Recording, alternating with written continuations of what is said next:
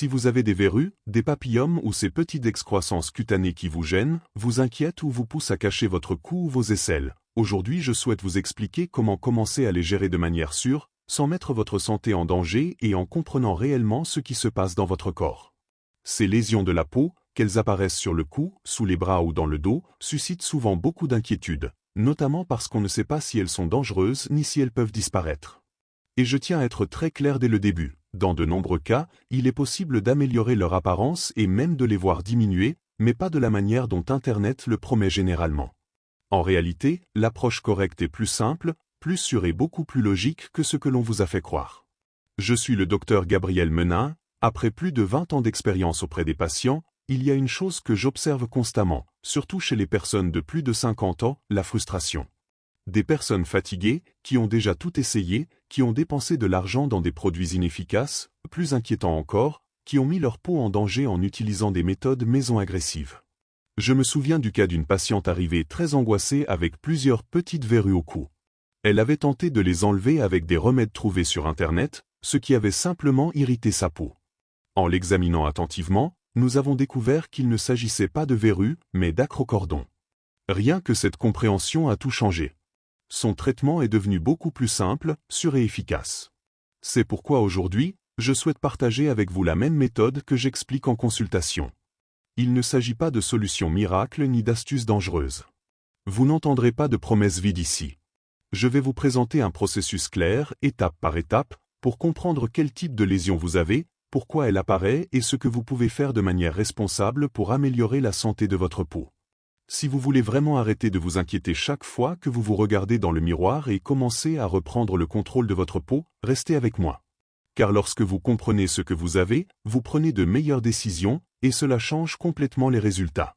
Avant de continuer, si ce type d'information vous semble utile, je vous invite à vous abonner et à partager ce contenu avec quelqu'un qui vit la même situation. Souvent, des personnes proches de nous ont les mêmes doutes, et cette vidéo peut les aider bien plus que vous ne l'imaginez. Avant de chercher une solution, il existe une étape fondamentale que presque personne ne fait, et pourtant c'est la plus importante, s'arrêter un instant et se demander, est-ce vraiment une verrue? Cela peut sembler simple, mais d'après mon expérience, la majorité des personnes qui pensent avoir des verrues ont en réalité un autre type de lésion. Et cette erreur explique pourquoi de nombreux traitements maison ne fonctionnent pas. La peau envoie toujours des signaux, mais il faut apprendre à les interpréter correctement. Il existe principalement deux types de lésions souvent confondues, les véritables verrues et les acrocordons, aussi appelés papillomes. À première vue, elles peuvent sembler similaires, mais elles sont en réalité très différentes. Commençons par les verrues. Une verrue est causée par une infection, plus précisément par un virus très courant appelé papillomavirus humain. Il en existe de nombreux types, dans la majorité des cas, il ne représente pas un danger grave, mais il provoque ces lésions. Ce virus se transmet par contact direct, peau à peau ou via des surfaces comme les douches publiques ou les serviettes partagées.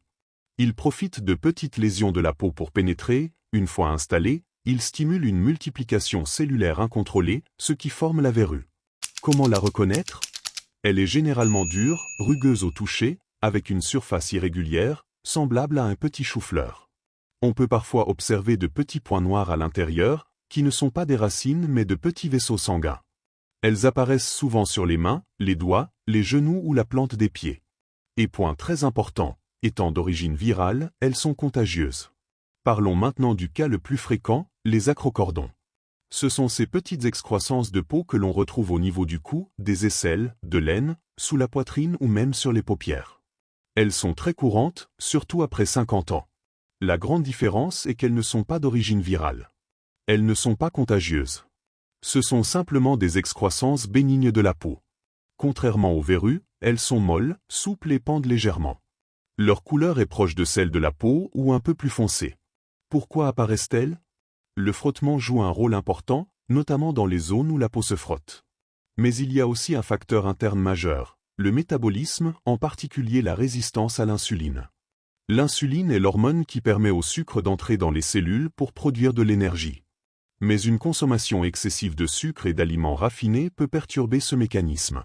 Le corps produit alors plus d'insuline, ce qui peut stimuler certaines cellules de la peau et favoriser l'apparition d'acrocordons. C'est pourquoi ils sont fréquents chez les personnes en surpoids, atteintes de syndrome métabolique ou de diabète de type 2.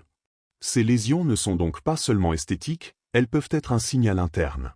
D'autres lésions peuvent également prêter à confusion, comme la kératose séboréique, souvent appelée verrue de l'âge, ou encore les grains de beauté. Tout changement suspect doit être surveillé. Comprendre ces différences est la première étape pour éviter les erreurs et obtenir de vrais résultats.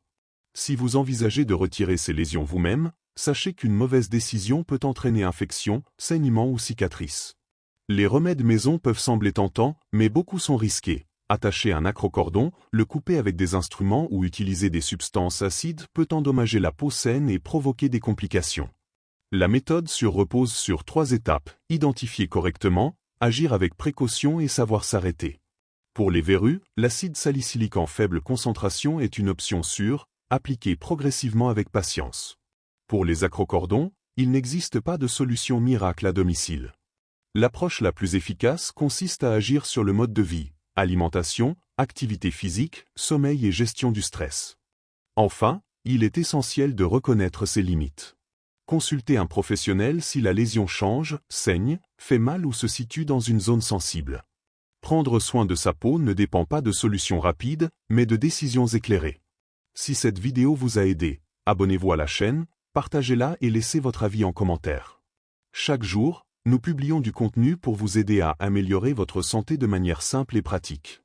Merci de votre confiance et à très bientôt pour un nouveau contenu dédié à votre bien-être.